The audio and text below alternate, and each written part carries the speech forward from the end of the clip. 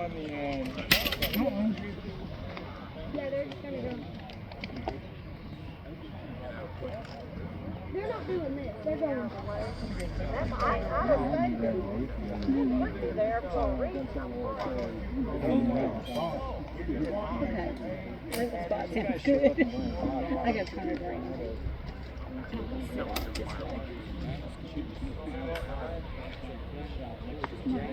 Did you have any trouble loading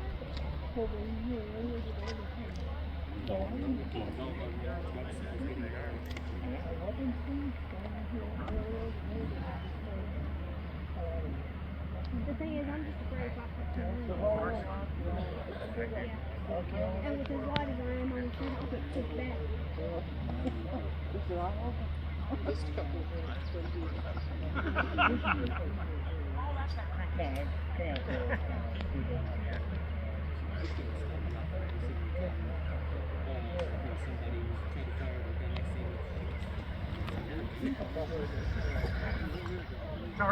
Order! Oh!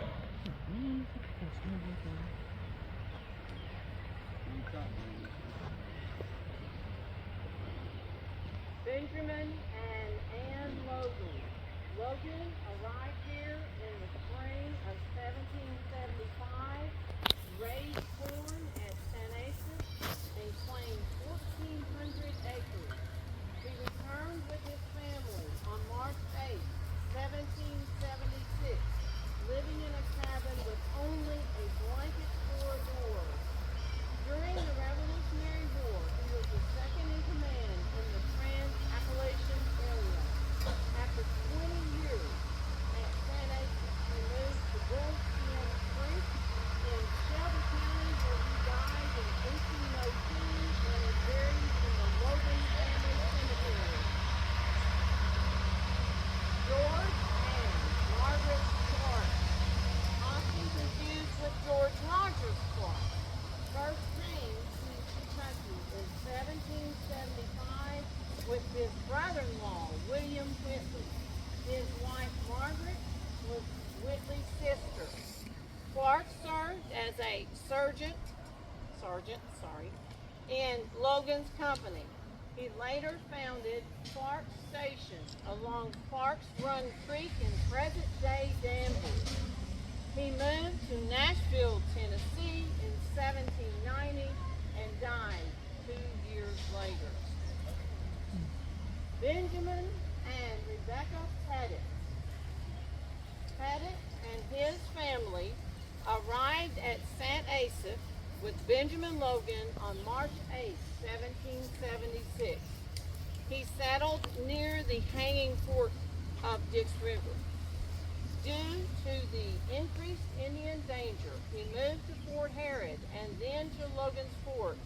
When it was finished, Pettit served as sergeant in Logan's company.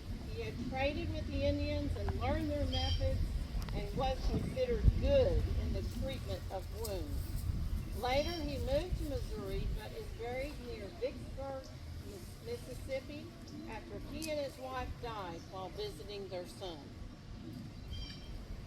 Samuel Colburn and Ann McDonald.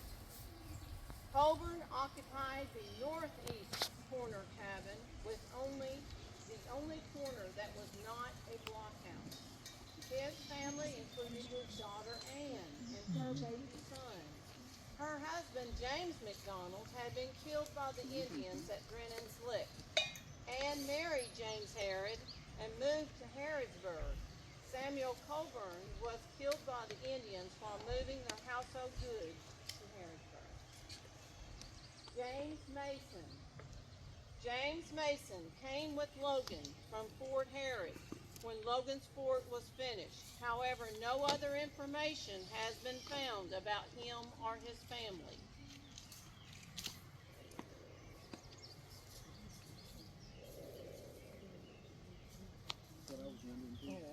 William and Esther Whitley.